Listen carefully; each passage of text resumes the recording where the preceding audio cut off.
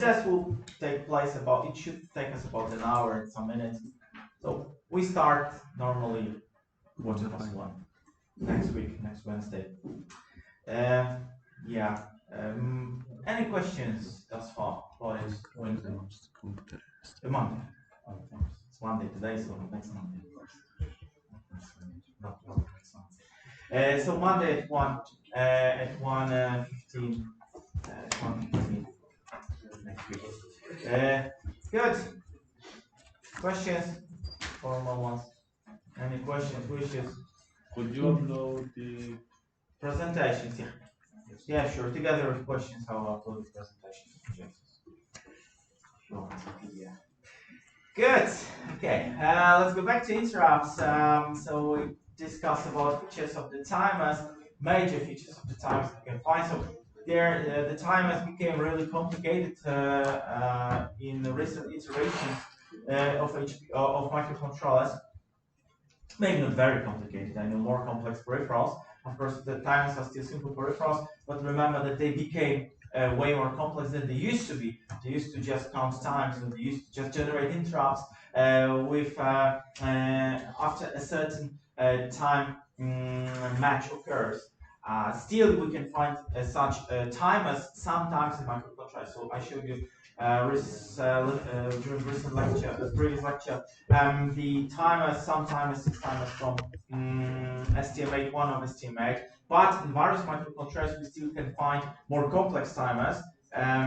The timers which are so simple, which have 8-bit, 16-bit, 24-bit, and which can do nothing more than just generate an interrupt. So the next thing is about generating the interrupt. Why do we generate the interrupts? Of course, to increase the performance. We talked about it. We finished somewhere there, if I remember correctly. So the major advantage of using interrupts is to increase performance. Increase performance, by offloading part of the duties of the embedded system to peripheral blocks. That's our idea, today we go, in case of microprocessors, we go towards multiple core processing. So from SISD architecture, we go towards MIMD architecture. SIMD, but mainly MIMD architecture. So we have various lists of instructions working on various data sets.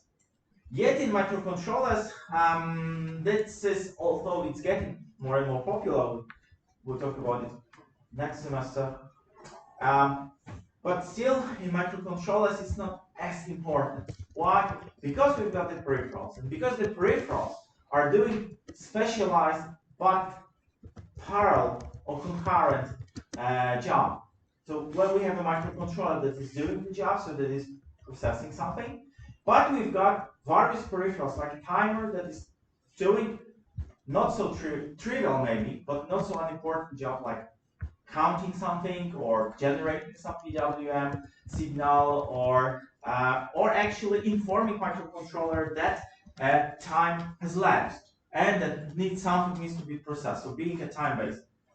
The information, so the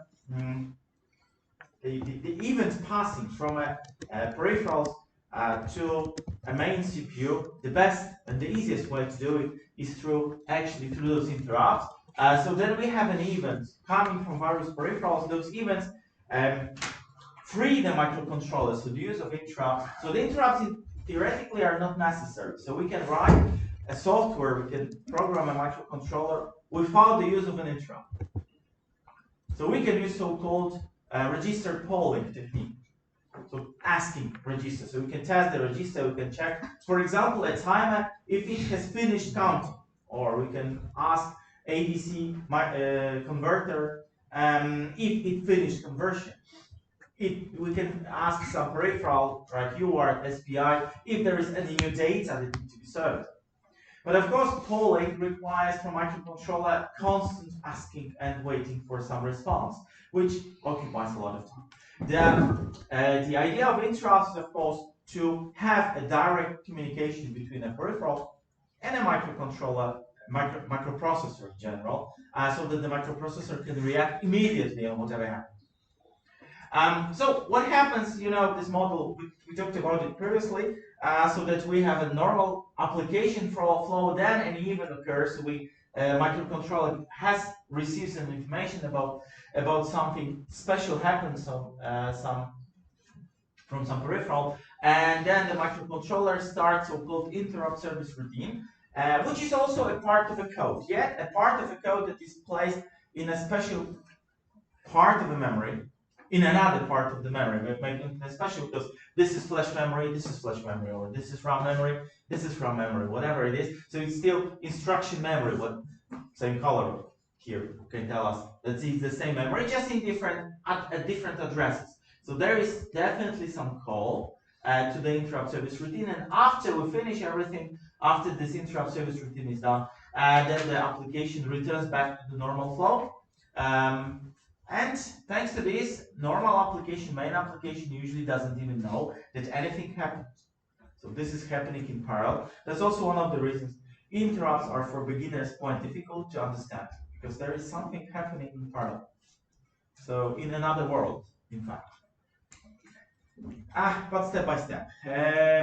Some example of the interrupt of the code, how it may look like. So we have the program flow, some assembly, and then an interrupt asserted. So an event happening.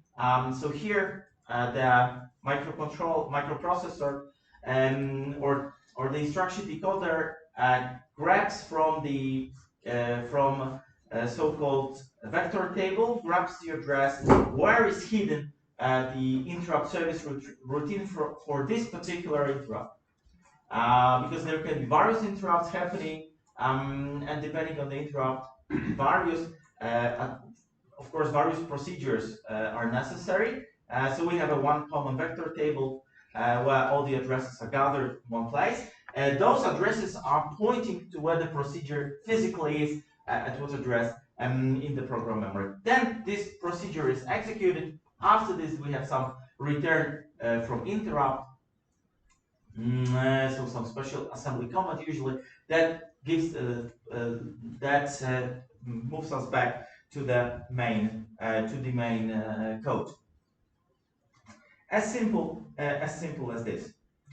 In case of interrupt, so we have normally, so this is so simple, maybe this way. This is so simple in a very simple microcontroller. So when we have so here is an example from the picobytes we talked about last semester. In the picobytes we have actually just one interrupt input. So we can service just one interrupt source.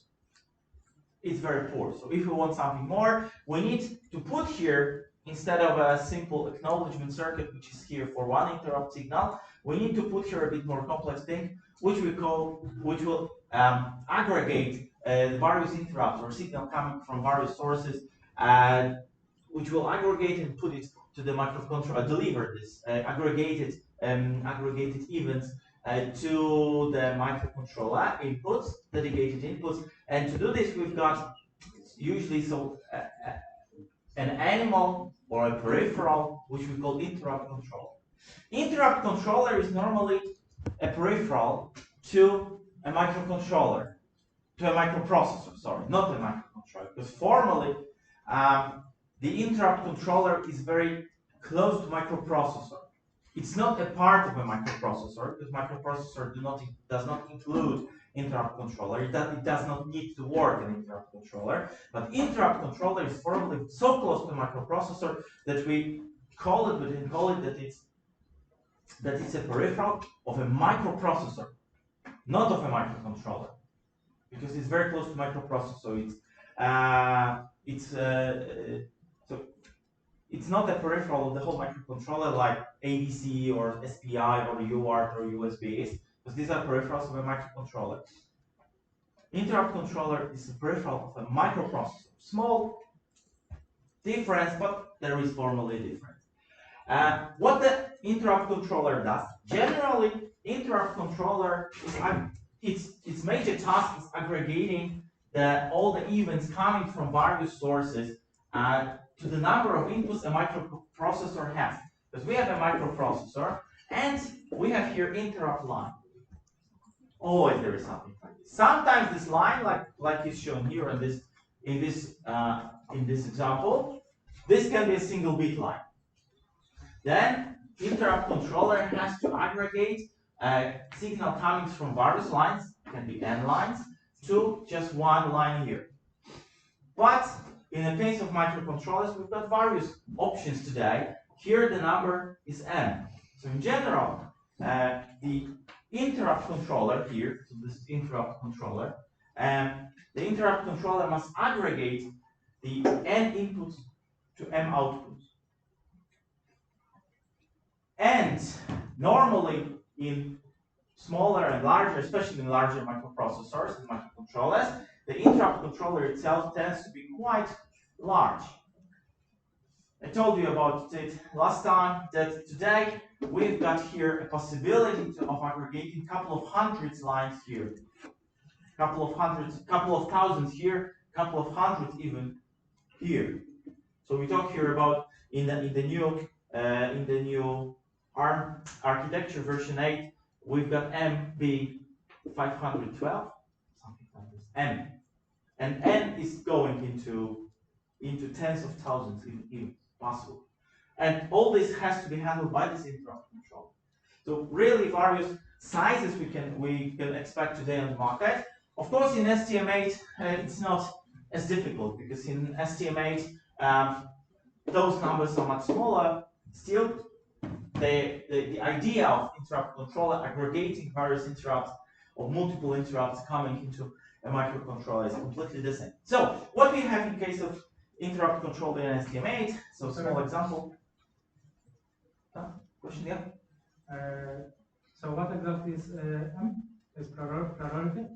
No, M is not priority. M is the number of service interrupts in a by a set microprocessor. So vector. How many? Yeah, the length of the vector table.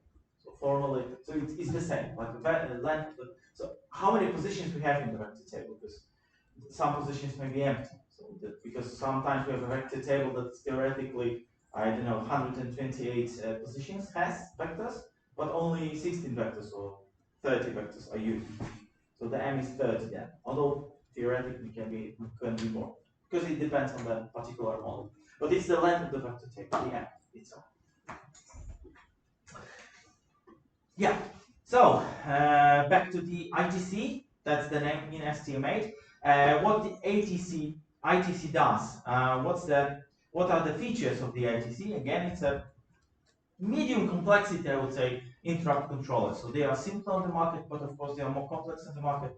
Let's focus today just on the ITC from STM8. So, what are the features? Feature number one, management of hardware interrupts. So here, in case of hardware interrupts, so here we connect them to various peripherals. These are hardware interrupts, so various peripherals. But for example, we can choose edge sensitivity setting. For example, in this microcontroller, so we can react on rising edge, falling edge, and this we can set, not much more. Then we have software interrupts, which means that part of those lines are dedicated to the microcontroller, or maybe this direction. And the microcontroller, when processes a trap interrupt, then it generates an interrupt. Looks a bit stupid at first sight, because a microcontroller generates a software interrupt. So microcontroller interrupts himself or itself, because it's a name. So what's the sense of generating an interrupt by yourself? The sense is that these are different parts of code. These are different parts of code, and if something wrong happens, because usually the trap interrupts or software interrupts are used for servicing some error situations, like divided by zero, very standard problem. So if we make an arithmetic operation and we try to divide by zero, this has to be served because naturally we have no result out of it. So it has to be serviced somehow.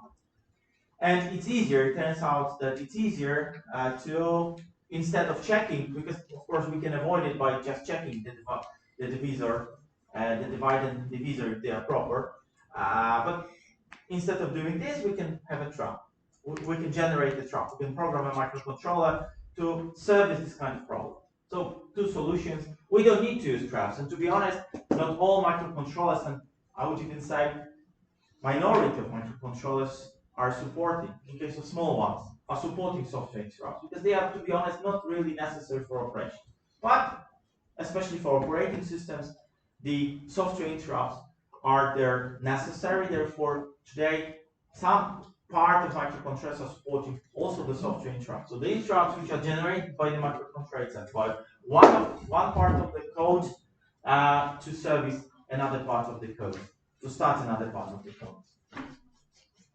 What else? What are the other features of the ITC? Next features, nested or concurrent interrupt management with flexible interrupt priority and level management. So which means that we've got about the level we already talked, but in this microcontroller we've got so-called interrupt priority, which means that the vectors, so the inputs are not of equal importance. Also, what does it mean? It means that we can choose which input is more important and which is less important. Also, we've got that.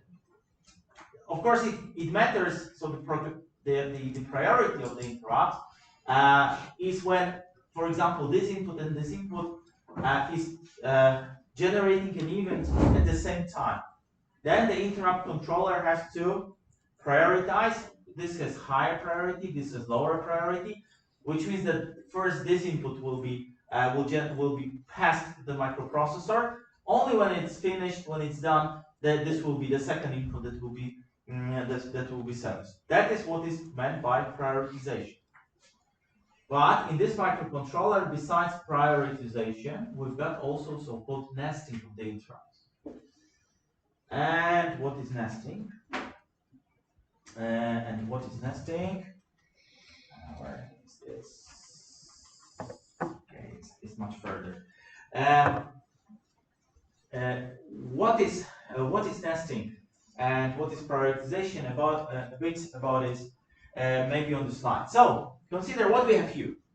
We've got the time scale here, and we've got the application main. In the application main, we've got the enable, so interrupt enable, so the assembly command ring in this microprocessor, so we enable all the interrupts. And then here at this time happens interrupt IT2, which means that they have same priority level, no nesting here, which means that we have the interrupt IT2, it is serviced. When it's finished, then we've got the interrupt IT1. Yet here the interrupt IT1 is interrupted, I would say this way, because trap interrupt, as this is the interrupt, software interrupt, what you usually use as the as kind of error handling interrupt, has higher priority. Error handling is usually having high priority, so it stops the interrupt, but still, for example, IT3 and IT0 doesn't interrupt the interrupt service routine. So then we have the IT0 service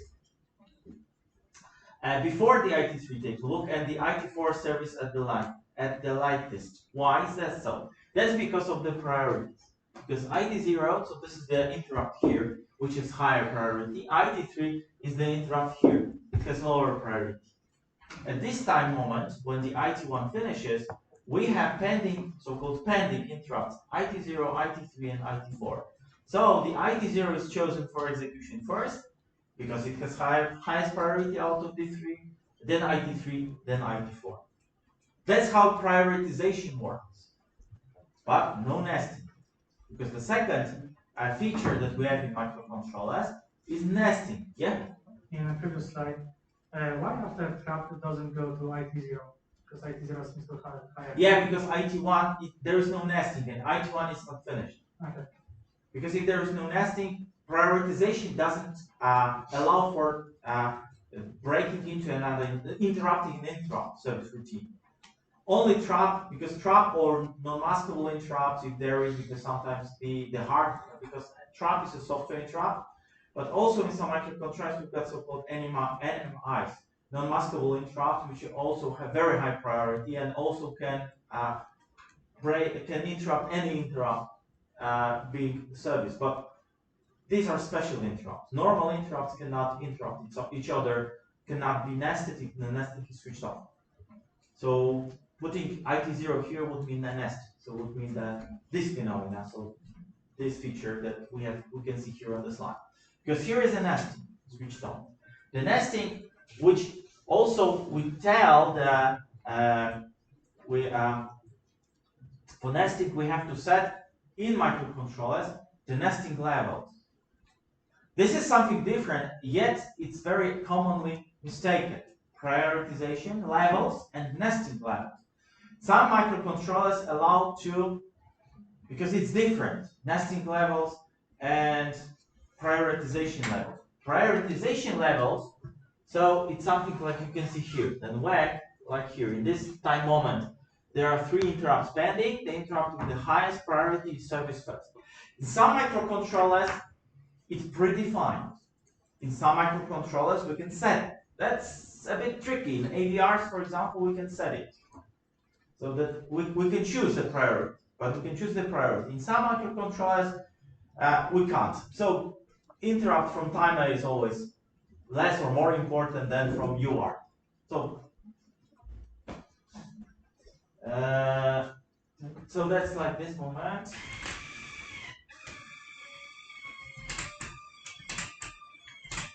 No, it's gonna be that. That's one setting, which is sometimes available, sometimes not available. Second setting, which is always there, is the nesting priority setting. So this is something different because it tells us, if we talk about nesting, which interrupt is more important, which has the privilege of interrupting another interrupt service routine. So here we said that IT1, we configure it, that it has setting of 0, 1, which means that it has setting level 1, IT1, and it so it is the lowest here in this example, because it is interrupted by IT1 with setting level 2, and all this is interrupted by IT4 with setting level 3. If there are 2 interrupts with the same nesting level, of course they will not intercept each other. So they will not interrupt. They will not interrupt the interrupt service routine of the interrupt on the same level. So we have the situation that IT3 will not, like here, the IT3 does not interrupt the IT4. So completely different picture, although here it is the same. Take a look. So the order of interrupts happening in the particular time scale is the same, but the interrupts are finished at completely different times. So here with concurrent mode, T2 is finished first, then trap, then T1, T0, T3, T4. In this actual configuration of the nested mode, we've got the trap finished first, then IT4, IT0, IT3, IT1, IT2. 2 things, nesting and prioritization. And sometimes for nesting, we've got the prioritization as well. So we have nesting priority and just the priority. But it's different, nesting and the prioritization. In some microcontrollers, we have no nesting. We have just prioritization of the interrupt. So some microcontrollers allow just for concurrent mode. It depends on the interrupt controller. For example, the AVR family, they don't support nesting. So it means that we have only the concurrent mode of the interrupt. We have the priorities of the interrupt, or 8051, just the priorities of the interrupt, but no nesting happening, no nesting available. And why do we need nesting? Already should be seen the sense of it here. Here is actually the nesting of the special interrupt, so the trap itself. But the nesting, already on this slide, you can see the sense of nesting. So we use nesting for interrupts that need to be serviced at exactly at the precise timing, because that's what we need. So we need them in two cases for error handling, but usually special interrupts are for error handling and for precise timing. And small hint from practical point of view, we use nesting only if we use nesting.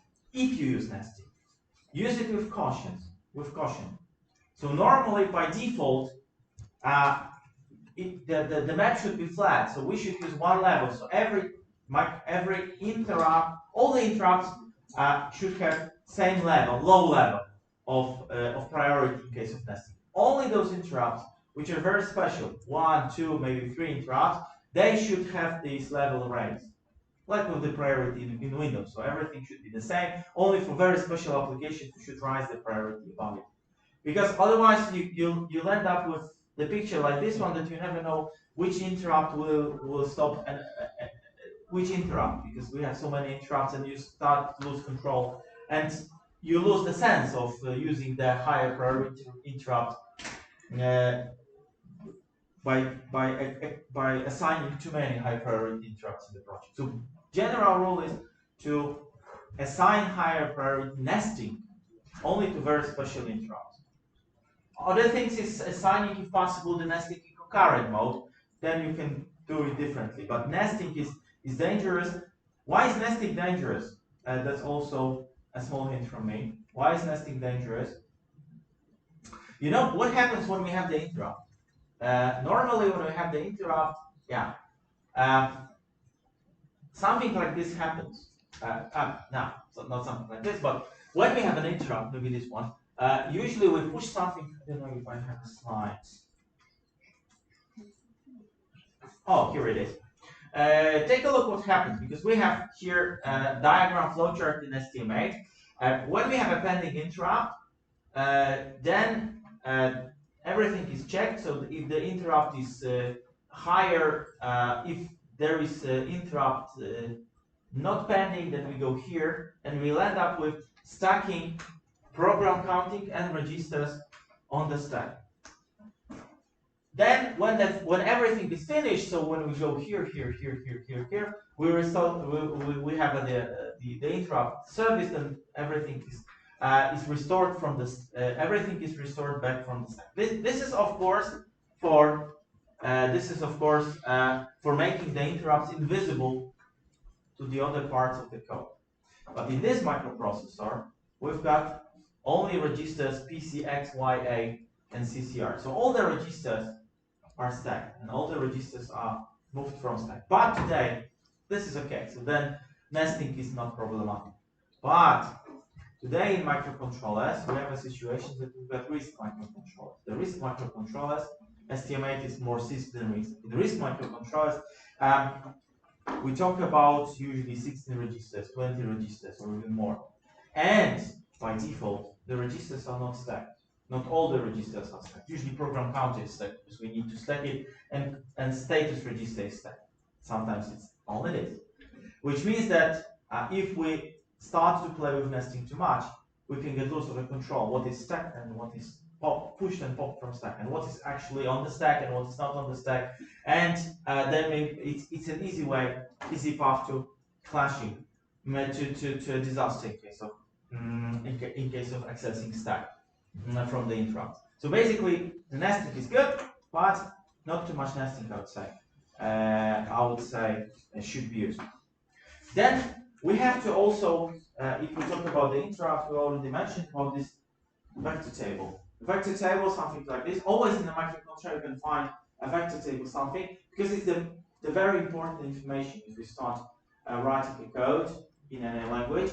For example, what are the names of the interrupt service routines, of the interrupt handlers, if you write in C, or where are those slots for interrupts if you write in assembly, because then in those slots, in those memory slots, you have to place the pointer to your service routine, interrupt service routine.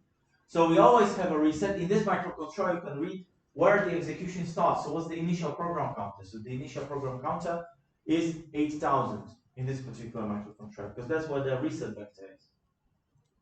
So the execution starts at 8,000. So this is the initial program counter. So that's what the initial address is. The program counter is pointing. But here we have all the other interrupts. So here in this microcontroller, 24 interrupts. So this is M being 24. This is M being 24. 24 because reset and trap are usually special inputs, special inputs to the microprocessor. Then we have all the other interrupts. It doesn't mean that because we've got here 25, in fact, not 24, but 25 interrupt sources, 25 interrupt lines, because here is 25, so we can put here 25. But it doesn't mean that we can service only 25 events, because each interrupt has usually, like UART1, it has two. Take a look. UART1 has 2 slots. But for example, UART3 has 1 slot. No, only also 2 slots. But we have I2C that has 1 slot. Why just 1 slot? Because the designer decided to. So sometimes we have here in this microcontroller, UART3 has 2 slots and UART1 has 2 slots, which is okay. They are the same. But in their microcontrollers where UART1 has more slots than UART2 and more slots than UART4, something like that. So sometimes it's not symmetric. But still, if we have 1 slot here, usually, because we have, for example, connected I2C here, but usually this I2C has this kind of local interrupt controller inside the peripheral there is. So when we have the I2C, for example, it generates also many events inside, but the events are then aggregated to just one interrupt line internally in a peripheral. That's always what happens. We'll talk about the I2C and you will see how many possible interrupts it can generate. We talked about the timer. Take a look here. The timers are just a couple of things are serviced directly. But here, take a look.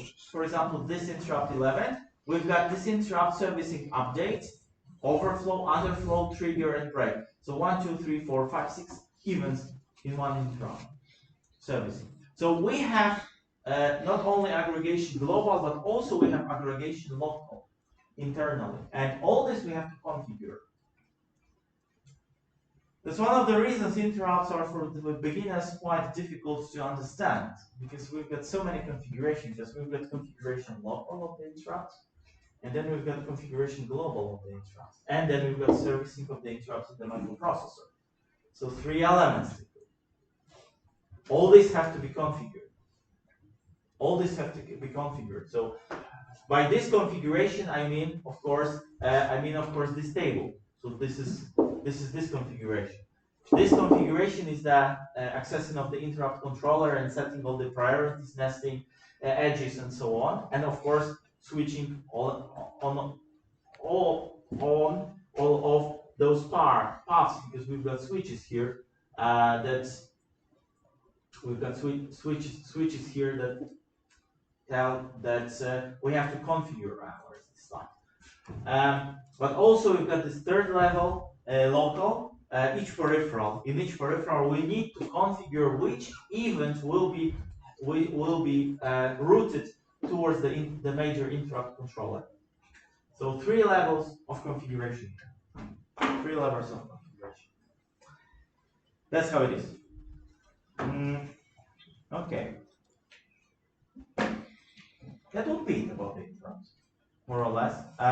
In more details, so it's always best to learn on the examples. So when you start using interrupts, you will see by yourself how they're working, and how to configure them. My general hint is, of course, use interrupts. Use interrupts. Definitely use interrupts.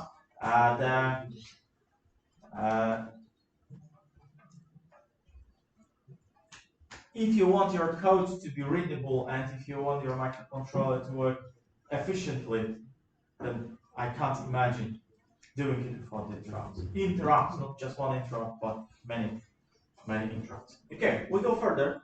Unless some questions. We go further. Watchdog timer, floating point unit, data converters, probably already after the test. Watchdog timer, what's this? Watchdog timer. Yeah, it's a timer, a special timer for controlling the operation of the processor. It was watchdog.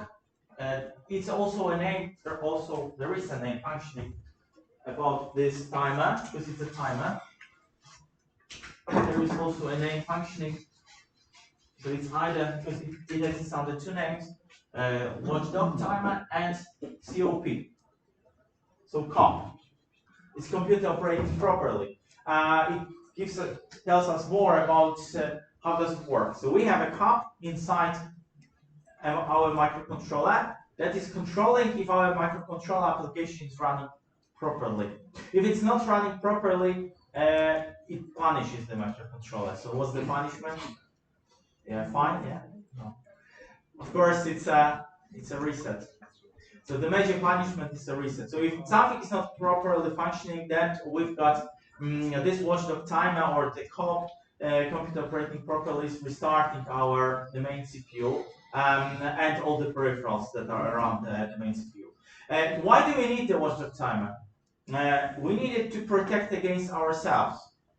So we don't need to use this watchdog timer in the application, but it's really a good idea because then if something goes wrong, we've got a tool that will automatically restart everything to a known state, so that we don't have a situations like we can see sometimes on billboards that there is a blue screen of Windows happening. So we have a large billboard somewhere around us, and there is a very nice Windows stopped. So because there is no watchdog timer that would reboot it to a known state. Of course, the problem, the rebooting is necessary for two reasons. We may have software issues because there is some not fully tested software, and if not fully tested software, then there may be some bugs making the software to stop the program. So then the watchdog is for this purpose to get around this problem. But also, more important is that it may be some problem with various electromagnetic interferences, with electromagnetic noises, because the microcontrollers are working in various environments, and it may be an environment which is noisy, and the noise may happen to change something. Of course, we can also talk about ionization, radiation of some neutrons or whatever coming. So it also happens modifying the RAM. So one bit of RAM is modified during the operation, and then now all of a sudden our microcontroller goes crazy. So then the watchdog timer or the computer operating properly block is for putting the microprocessor back on track so that it's operating properly itself. Again, how does it work? Normally the watchdog timer is autonomous clock source. So it's because it's a timer. Normally it's a timer with just one functionality, and it resets because it's a very simple device. It resets a microprocessor when counter counts down to 0. So it starts counting from some value, it simply comes down to 0. When it reaches 0, when we allow it to reach 0, then it restarts everything because it means an error. We must not, normally in our application, we must feed the dog. So that's why watchdog or feed the cop. Give him a prize. Generally, give him something, because if we give something to the cop or feed the dog, then the dog starts to be happy again. So it restarts to watchdog, then restarts to a beginning initial value. So then it's going down to 0, then we feed it again. It's going down to 0 and feed it again. It's never reaching 0 and never resets us. So that's how we do it. Why does it have this autonomous clock source? Because we may have a malfunctioning clock. That's why, besides, we can use in microcontrollers clocking which is external. The external clocking is prone to various interferences. That's why the watchdog timer always has a clock which is internal. Even if a microcontroller is using external clocking, we always have the internal clocking for the watchdog timer, internal clock for the watchdog timer. Always. And in case of the watchdog timer we've got two versions. We've got simple watchdog and so-called windowed watchdog. What's the difference? The difference is that in case of simple watchdog, this is the structure of the watchdog in STM8, of the simple watchdog especially. In case of simple, so the watchdog normally is supplied from some internal, always, not usually, but always supplied from some internal block. And then we have various prescalers deciding about how long it takes for the watchdog to count down, and we've got this down counter. Usually short one, because it doesn't have large resolutions. Even in 32-bit microcontrollers, watchdogs are just 8-bit or something like this. So it is to be, because you know the watchdog is to be also power efficient. So it can't be too fast and it can't be there is no sense in having it 16-bit, for example. It's also pretty slow. Take a look. It's 7-bit prescaler, so it's prescaling by nothing, or just by 2, or by 256. So it means that from this slow clock, if we prescale it together by 256, we've got like a 500 hertz. It can be the clocking here. So it's from 64 kilohertz with no prescaler to 500 hertz with a prescaler. 500 hertz, and we've got 8-bit down counter, which means that the slowest reset period is half a second. Because it's 500 hertz and 256 states, half a second.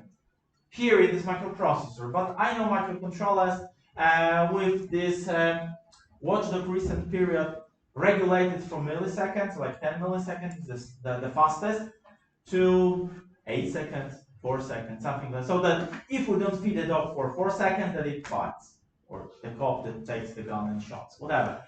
Generally, the period here is quite long, because we talk, sometimes we have milliseconds, but usually it's tens, hundreds of milliseconds, or thousands of milliseconds. That's something you could expect from a watchdog timer. The watchdog timer has to be reloaded once in a while, but reloading the watchdog timer is also done with a special, in a special way. It's also done in a special way, so we can't simply, this register is always protected in a way. So we can't simply write to it like we do in a normal timer. Because in a normal timer, we just write to the counter register and that's it. Normally, we can't write to this register directly. Normally, we have to use a special code. We have to use special protection code. This is for the reason that if a microcontroller goes in some weird loop, so that it does not reset, does not write some values to the counter inadvertently. So we have to do it in a special way, in a special procedure. So that normally it works this way, that there is a key register. So we have to write to the key register special values within 2-3 clock cycles, and in a short time frame. So we have usually 2 writes to the key register with special values automatically clear down the down counter. So we can't usually write to this counter at all directly. So this is done for protection. This is done to give a sense, to put some more sense to the idea of the protection here. Yeah, that's how it works. What's the difference? What's the windowed watchdog? Because this is in STM8 it's called IWDG or simple watchdog. What's the difference between simple watchdog and a windowed watchdog? Already after the break, so let's do a short break.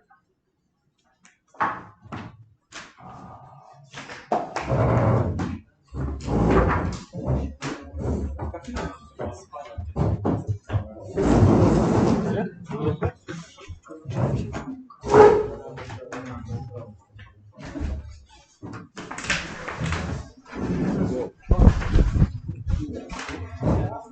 the window.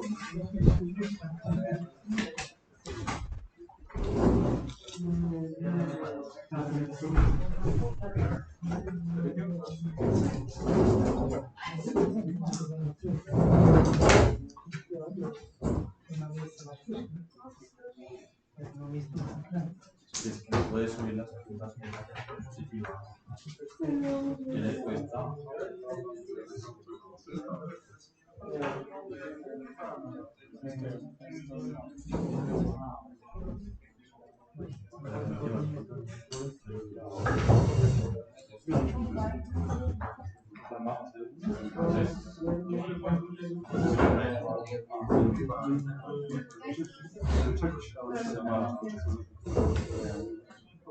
Zawsze jest maksymalnie dwa, maksymalnie dwa.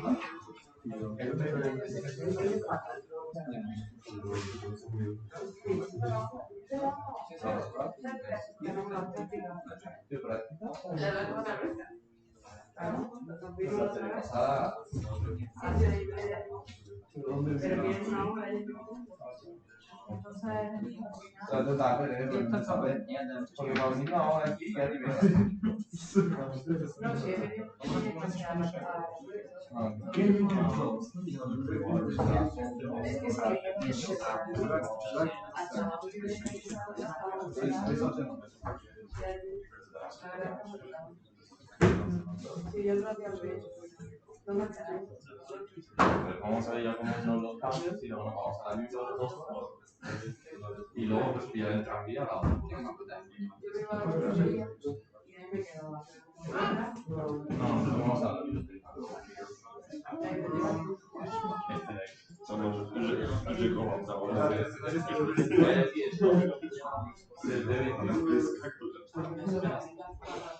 No digo que si no nos vale, pero mañana.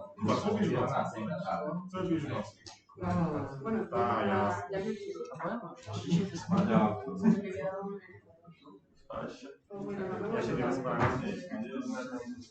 No jeszcze obejrzałem jeszcze chwilę obrazki, to musiałem siedzieć po prostu jakiś tam jak potem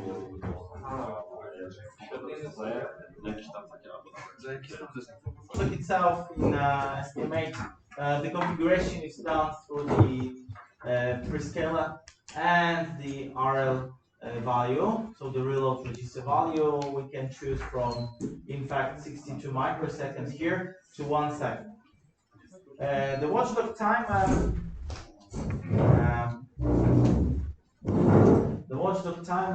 has one more functionality that's sometimes used, because of course the major one is to keep our microcontroller properly. And the second functionality of the watchdog timer is to wake the CPU from sleep. So when we talk about, we'll talk about it later, about power efficiency of the microcontroller systems. And one of the methods of keeping the microcontroller efficient in operation is putting it down to sleep. But then when it goes down to sleep, it has to be awoken by some signal or regularly. So if we want to wake it up regularly, usually we use a watchdog timer in the microcontroller. And then, for example, we said that it is to wake our main CPU every second, every 100 milliseconds. So that's why so much configuration here is necessary. In case of a watchdog timer, and what is the difference? We have also more complex version of the watchdog timer. This is called windowed watchdog timer. This is actually a rarity in 8-bit microcontroller, but this microcontroller is a modern one. Thus, it includes the watchdog timer also in the version of windowed watchdog. What's the difference? Windowed watchdog allows for resetting only in a special time, within special time frame, within special time, time frame. Normally it allows us to check out for more faults than the classic watchdog. because the classic watchdog allows being restarted from 0, so every clock cycle we can restart the watchdog timer, but not later than the time set here in this table. In case of which the Windows watchdog, we've got two thresholds. We have lower and upper threshold.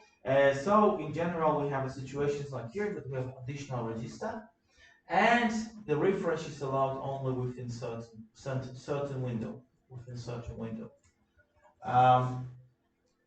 if we try to refresh it later, of course, we get a restart here. But also, if we try to refresh it before, we can set it to reset the whole CPU. So only in a special window it is set. What's the sense of using watchdog timer in this version? So Windows watchdog. For example,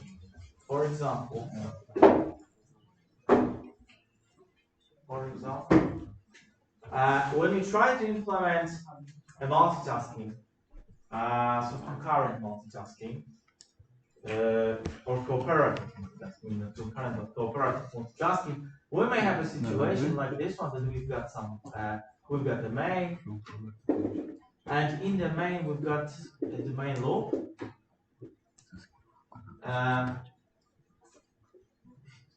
And we've got the main loop. And in this main loop, we've got something like task 1, then we've got task 2, then we've got task 3, and then we've got reset watchdog. It's quite often the architecture we're using. So in case of standard cooperative multitasking, because we've got multiple tasks and we are resetting watchdog once in a while after the loop finishes. This is of course for protecting against the software getting stuck in one of the tasks.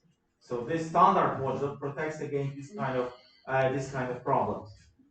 But we may have a situation sometimes that it really depends on the application. But we may have a situation that the task which is expected to be executed between, let's say, 10 and 20 microseconds, and this task also should be 10 to 25 microseconds. This should be always 33 microseconds. So if we know that all the tasks are to be executed between 53 and 78 microseconds, when we know that when we have measured and when we are expected that something like this is happening, then we can set the watchdog timer to react on anything beyond this time frame, so that we can react. Because what means that this task was executed within 1 microsecond? It means that something unexpected happened, because it was to take at least 10 microseconds, and it did happen sooner.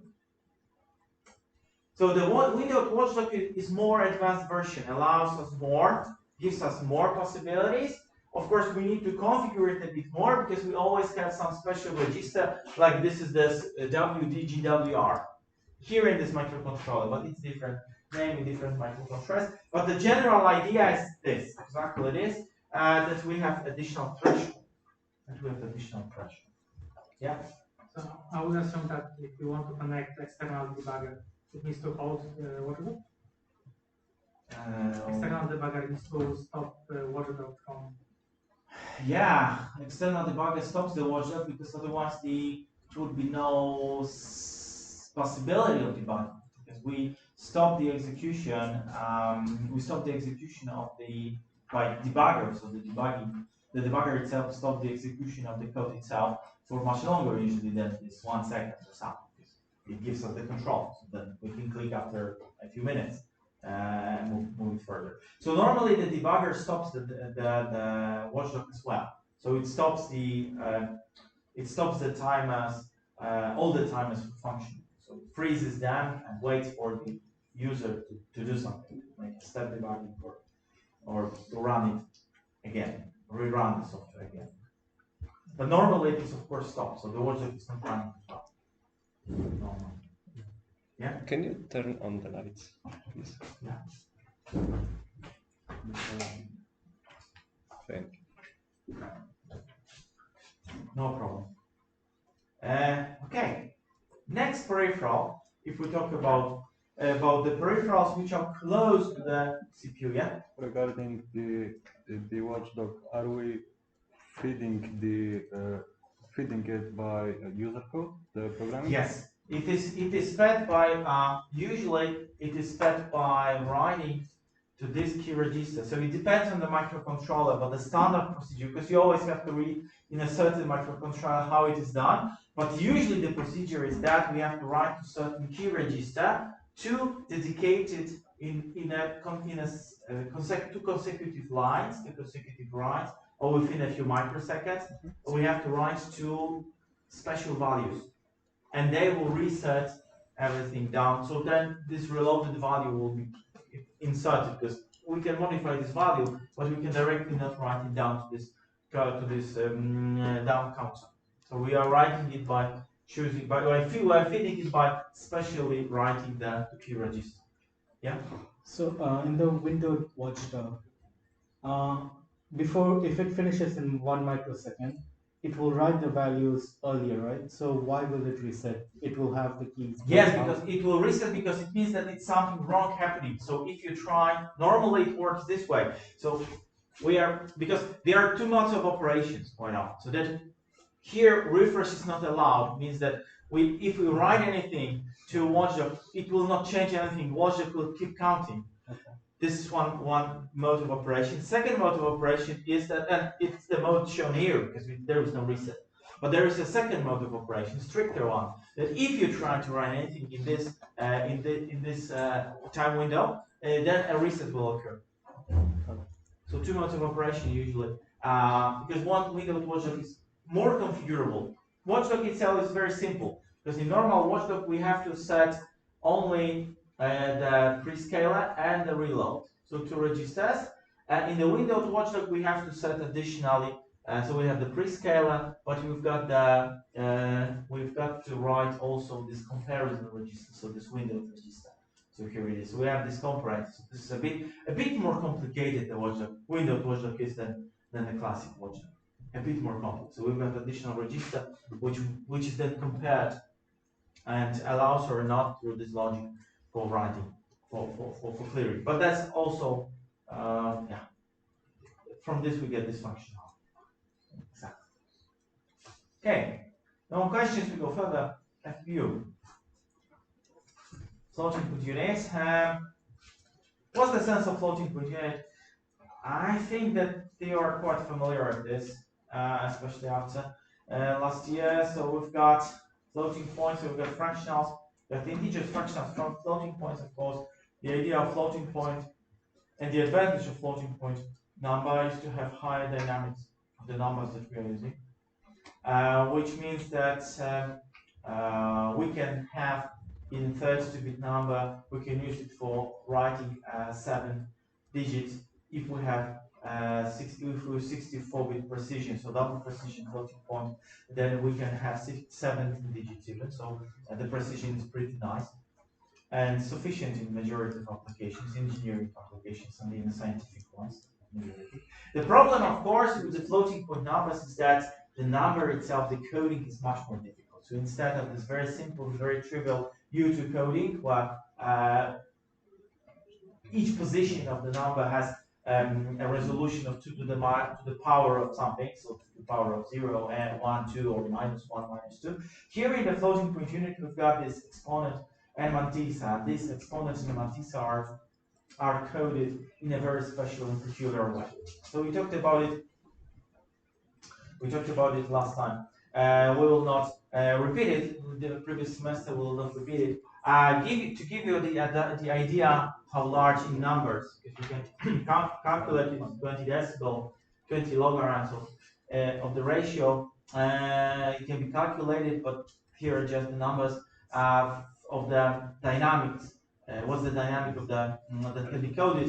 Take a look, 32-bit integer is 192 decibel dynamic, and single precision is 1500, and with double precision we've got 12,000 decibel, which far surpasses the standard integer. So that's the reason. Unfortunately, the problem is that we have to have usually special hardware that is supporting. We call it a coprocessor. So the hardware that is very close to the core itself, as close as the interrupt controller. So this is another peripheral of the core or peripheral of the CPU, not the peripheral of the microcontroller itself, but it's usually the peripheral to the core because it's very close to the core, like the interrupt controller.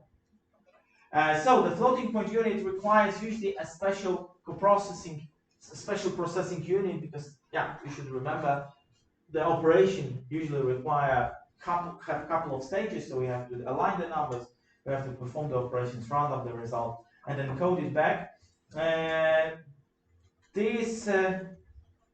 All the operations were standardized. By IEEE in the recommendation 754. So IEEE 754, where there is defined in this recommendation used by everybody today, the format of a half precision, single precision, and double precision, plus the arithmetic operations, number conversions, special values coding, rounding modes, and also exceptions and their handling. So even microcontroller is supporting the 754 recommendation. It's supporting all those defined in the standardization, in the standard, all those operations. In case of numbers, we've got single and double precision. You should remember sine, exponent, and tisa, plus the normalized number, zeros, infinite, and not the numbers. So all this is defined there. To give you the idea, also we have that's interesting. Maybe not interesting, but in case of a floating point, we should have defined available. There should be some rounding. Usually we have the rounding to nearest, but also we can change the rounding, and that's usually what we can do also in the microcontroller. Some example how it looks like. Maybe not so important. The arithmetic operations that you can expect from the floating point unit in a microcontroller according to the standard set of operations. So adding, subtracting, multiplying, division, reminder, and square root. Square root is very close to multiplication here, so it's there, it's added. So standard operations, they require more time than those one. In contrary to the standard integer numbers. Also, we've got very important conversions, which are also time consuming with floating point to integer, of course, rounding, and binary to decimal and comparison. So these operations are usually more time consuming than multiplying. They are more resource consuming, not time consuming, because in FPU, usually it's single cycle operation, but usually they're quite time consuming if we want to do it by ourselves. In FPU, we've got also exceptions from the FPU unit. The exceptions which are sometimes usually connected through the interrupt controller to the CPU. So the CPU, we can program the CPU to support this kind of operations, like invalid operations when the result is not a number, when we have division by 0, and of course overflow and underflow. Additionally, we've got the inexact result caused by rounding. This is also available here. And now an example. And now what we can expect. How does it look in an FPU in a microcontroller unit? Some remarks. The FPU in general requires a lot of resources. So physically, it's very complex. So to support all these requirements given by the standardization, so to support adding, subtracting, multiplying, dividing, square rooting, tape conversion, comparison, these are the operations which are available in FPU. We've got to, in general, to put many transistors in such a block. To give you an idea, again, it's a very good example. In Cortex, 32-bit Cortex microcontrollers, the core Cortex M0 and Plus, which are 32-bit microprocessors. The cores themselves are requiring between 10 and 20,000 transistors to be manufactured. So if we talk about 32-bit microprocessor, it's 10 to 20,000 transistors for a CPU. Floating point unit itself requires between 50 and 100,000 transistors. That is just supporting this operation. Is the difference. It tells how complex the FPU is. And that's the reason why in microprocessors, which are 8 bits, it's very, very seldom to meet an FPU unit, a floating point unit. So usually we talk about FPU available only together with 32-bit microcontrollers, very rarely with 8-bit, although there are on the market some 8-bit microcontrollers with FPU supporting the operations. Yet the problem with 8-bit microcontrollers is, for example, this one. So this is a picture from a 32-bit microcontroller, of course, not 8-bit.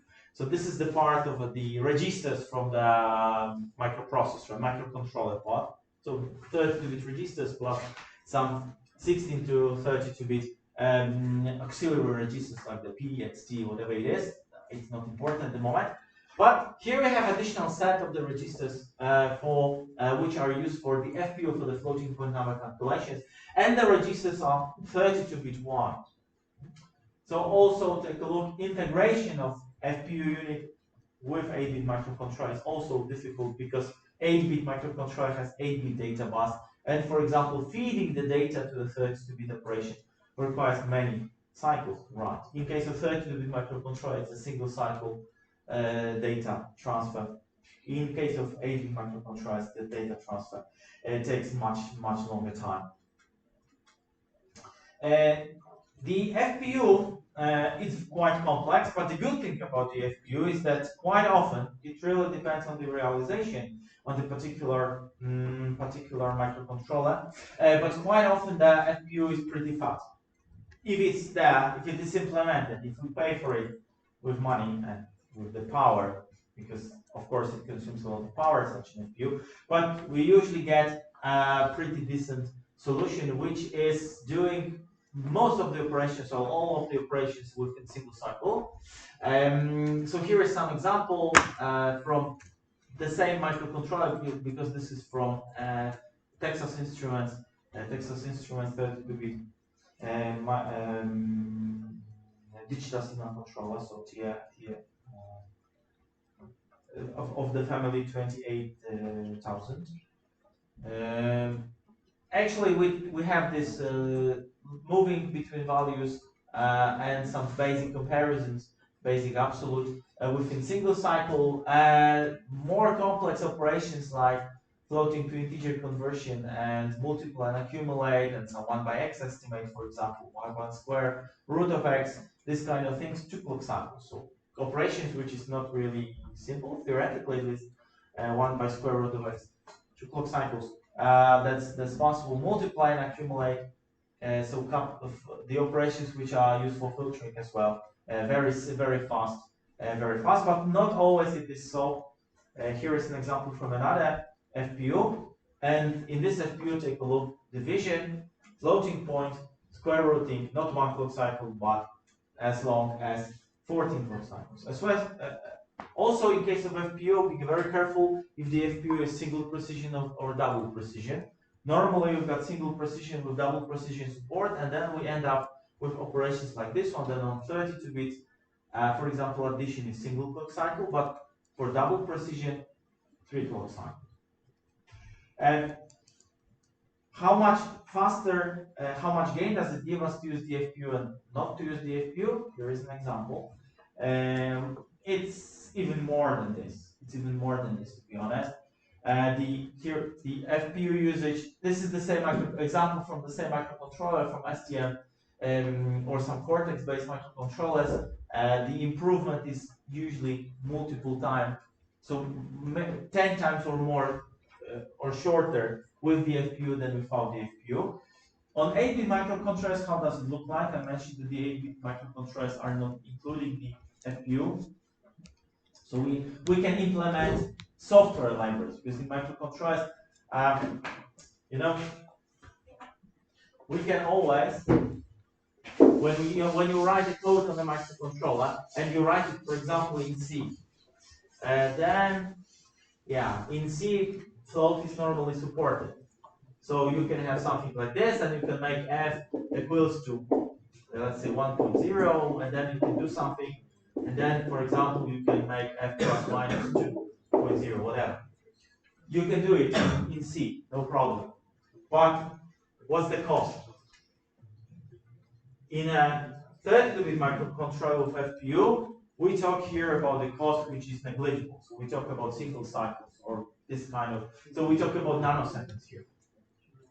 In case of using floating point numbers or even worse doubles in 8-bit microcontrollers, each line is usually a millisecond or hundreds of microseconds. So mind the difference and be warned. If you write anything on 8-bit microcontroller without an FPU, be extremely cautious with defining anything which is floating point.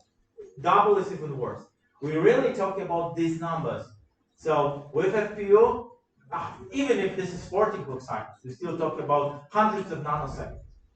But on 8-bit microcontrollers, each line, believe me, it's about milliseconds.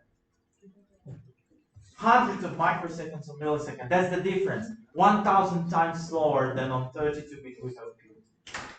Of course, here is not showing this because we've got 32-bit microcontroller. So on 32-bit microcontroller, floating point operations can be implemented more efficiently. But on 8-bit microcontroller, no, it's a pure disaster. This processing time. So be extremely cautious with using floating point unit. So if you want, then unfortunately, what we can do in 8-bit microcontrollers, then the only thing we have, in fact, is to get accustomed to this. Because if you want, so we have to use fractionals, not floating point, but fractionals. And in case of fractionals, it's cheaper to use this. It's faster to use 64-bit integer on 8-bit microcontroller than to use single precision float. And of course, there is a difference because this is 385 decibel dynamics, this is 1500 dynamics decibel. Yeah, but sometimes if you adapt your algorithm, you can use integer 64. Yeah. Are there any 8-bit microcontrollers that have half precision? Because it should be faster. No, I'm false here. There is PIC24, PIC24H. It does have an FPU which is half precision because this PIC24H is 16-bit microcontroller. Originally 16-bit, and it does include 16-bit this half precision operation. So the half precision has take a look. It's of course it does have a sense because half precision is a 16-bit number. So here we have 96 decibel, here we have 180 decibel. So still we have some gain, but still 32-bit integer. I would take 32-bit integer to be honest. But still there is. So there is an FPU with half precision, yes? What exactly does this decibel scale represent? It's a 20 decibel of the LSB. Of the range to the LSB. So it's 20 decibel, 20 lograms. Lograms of the range to the 1 LSB meaning. Okay. So that's it. So in general, it is this is if you translate it, this is 7.5 digits. So it means that you can write 1, 2, 3, 4, 5, 6, 7, 7. 8 is half of 8. I'd say it's fine. So because sometimes this digit is still fine, sometimes it's missing. Digits means that the decimal point can be anywhere because the decimal point we have 30 plus minus 10 to 36. So it means that we can have a decimal point here. So with many zeros we can have a decimal point here. We can have decimal point somewhere here and here some zeros. But the most important, the number of important digits. Here it's about 7, here it's about 17. 7.5, here it's 17. So this 12,000 decibels is about 17. digits. So if you want more than 17, you have to make your own arithmetics. About the integer 64 in C, what's the data type in C? Who remembers 64-bit integer? Because these are not data types from C. In C we've got car naturally, we've got short, we've got int, and the last one? Double long. Underscore T socket. Original, because this of course tape defs. Like int 64, it's a tape def somewhere. Long int, yeah, it's a long int. Long. This is int or long int, because long int and int is the same. If you want to use 64-bit precision, original name of the data type is long int. Of course, it is usually somewhere hidden in with a tape def that is defining the tape def in 64 is a long unsigned int or long unsigned int. But its original name is long int, 64-bit. So for small microcontrollers, going back to this, for small microcontrollers, it's worth using fractionals with 32-bit or 64-bit precision. It's faster than using single precision or even worse, double precision. But still, fractionals have a lot of disadvantages because fractionals decoding where is the sign, where is the decimal point is a problematic. In floating point, the decimal point is always right. So when you add two numbers, when you're adding two numbers, you don't have to think what's the coding of the number, where is the decimal point. In fractionals, we have to know where is the decimal point. They have to match. In floating points, so the advantage of using this one, yeah, we pay a lot with time and with power that we have to deliver, but this really is simpler to use. With fractionals, we are here in trouble. So that's also the reason, actually, that 8-bit microcontrollers, if you want to learn any arithmetics, we don't use 8 bits anymore. So 8-bit microcontrollers are very good, and you have to remember this for simple control applications. So when you need to switch something on, switch something off, to control some basic operations, and of course spare some money and power. But if you want to do any arithmetics, 8 bits are not a good choice because, for example, of this, that in 32 bits we can still.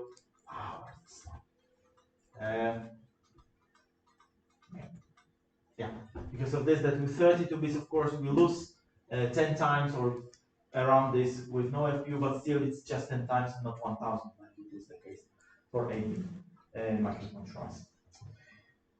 Good. That's about the FPU. So we managed to start the ADC.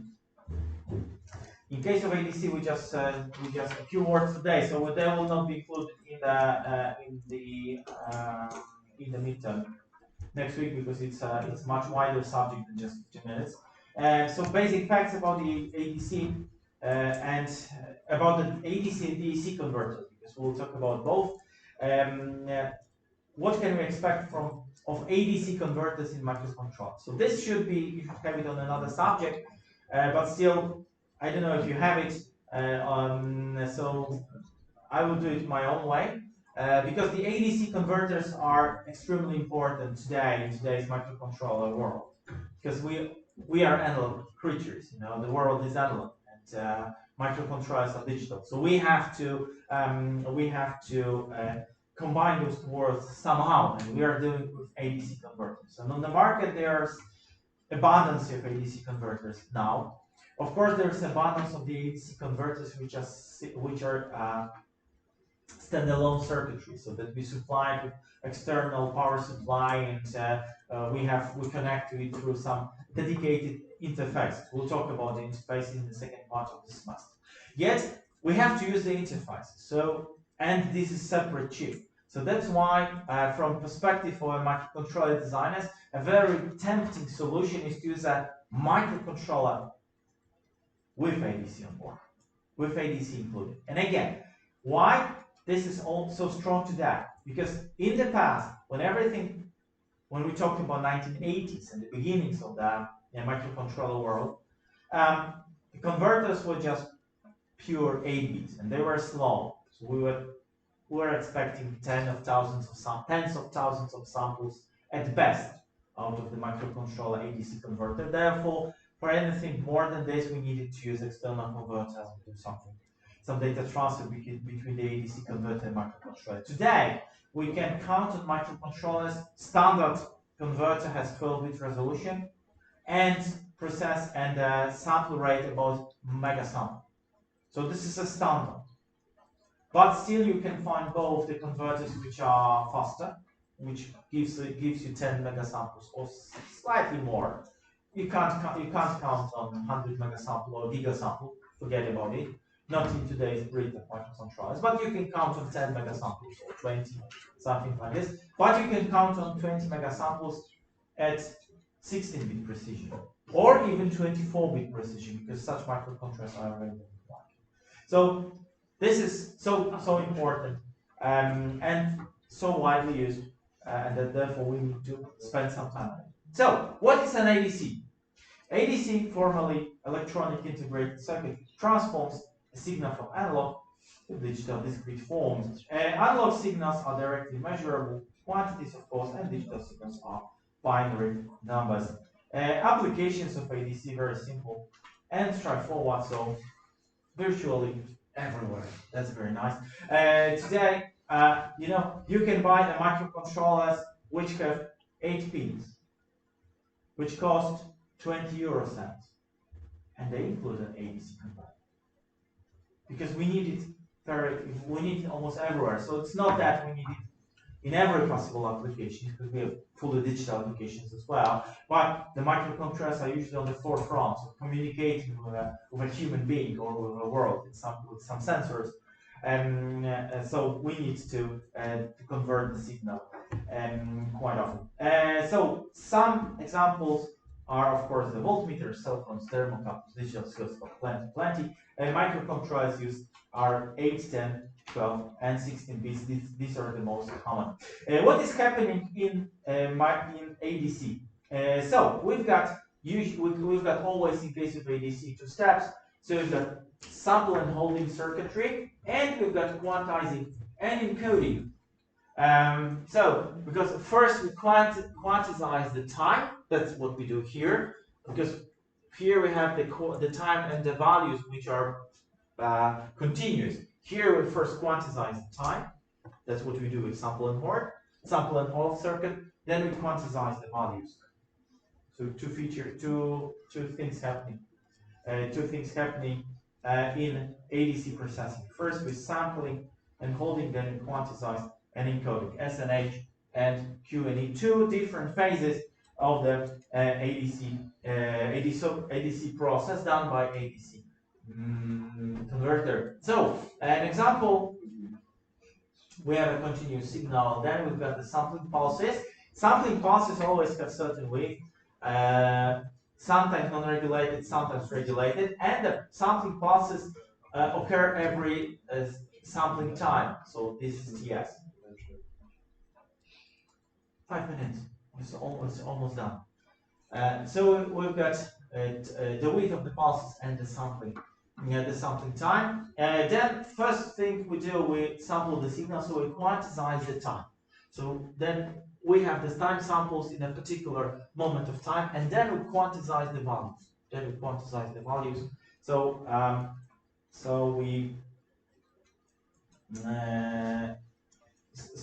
So we change those changing values, those continuous values to digital numbers, and that's what we do here with those.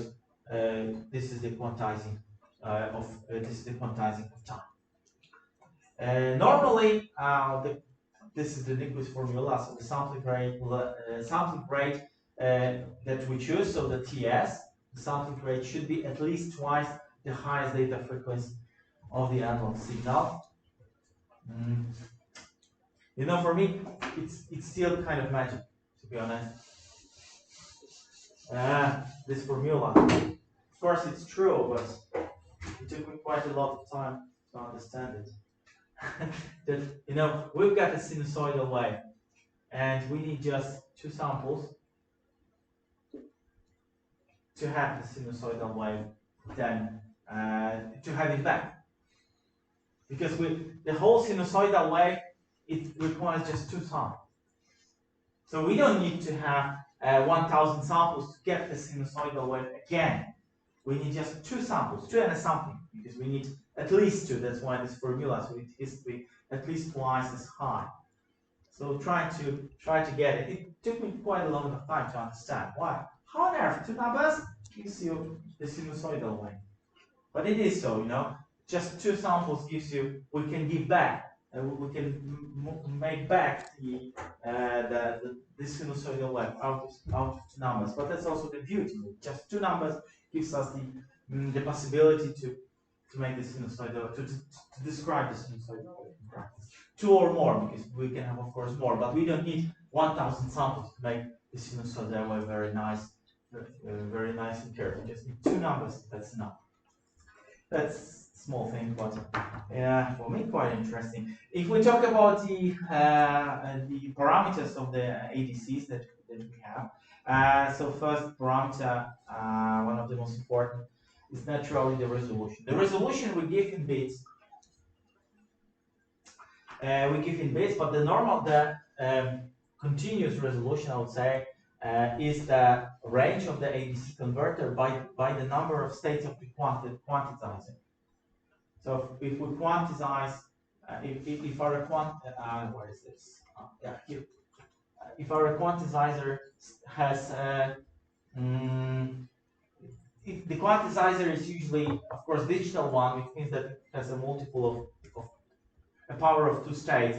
So if the quantizer is 8-bit, then we have 256 states. If it is 10-bit, you have 1024 possible states here, which means that the resolution of our ADC is the reference voltage value by 2 to the power of the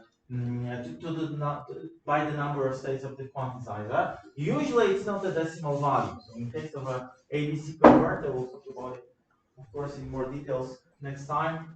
But usually in case of ADC converter,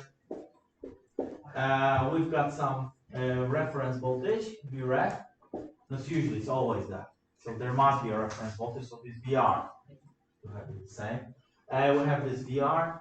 And here we have n bits after the quantizer. So usually the VR, if we choose the VR to be a round value, 5 volts, then the delta V, of course, it's not round anymore because we've got 5 volts. Let's say by 256 states, it's around 2 millivolts, but around. It's not exact value. If we want the exact value, we have to choose the reference voltage to be the power of 2. And on the market, it's interesting, you can find reference sources with, for example, such a voltage, or with 4096 volts, exactly. Then, of course, as a reward, we've got millivolts, exact number of millivolts per each state. So the resolution is exactly known. That's the advantage of using such a queer voltage references, but those voltage references you can find.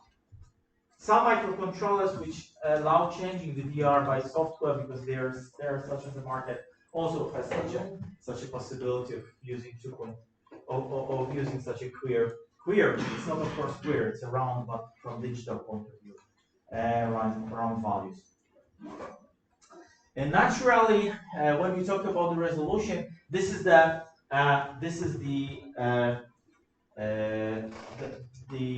conversion.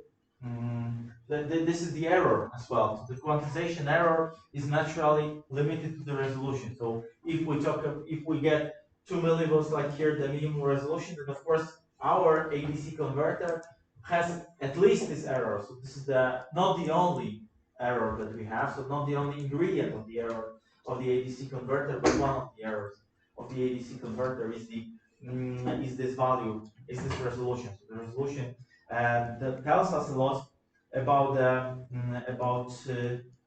quality of the ADC converter. And just to finish today, sometimes we meet, because this is the resolution theoretical resolution to the error, quantization error, but the resolution of the ADC converter. But of course, sometimes we've got noises, something like noises of the coming from power supply or from some other factors around the microcontroller. And sometimes we end up with a description that we've got, of course, we've got 10-bit microcontroller, a 10-bit ADC converter in the microcontroller, but the real resolution or real linearity is not 10-bit, but for example, 8 points, or maybe 0.3 bits. Then don't get frustrated. Bit, and it's 8.3 bit. What the hell is it? Bit is just 0, 1, 2, 3, 4, 5, not 8.3. But why the decimal part? How to use it? Maybe this one. Of course, we are using it this way that we are putting this 8.3 here, 2 to the power of 8.3 bit, and it means that we will have, because this is translatable to some millivolts, but instead of like here, it will be for 10 bit, it will be normal 10 bit is 5 volt by 1024. Thus here it will be 5 volt by 2 to the power of 8.3. It will be less. It will be like 5 volt by 500, let's say. So it will be instead of half a millivolt resolution, here the resolution is roughly it's roughly 10 millivolts. It means this one. That's how we use these strange values, not integer ones, but the fractional ones. But very often when you see a description, you read a description of a microcontroller, ADC conversion in a microcontroller, because of the linearity problems and of the resolution problems, we get non-integer values, and that's how we use the non-integer values. Actually, we simply put it here. That's it. Any questions? Not yet. Okay, thank you very much then. See you next week.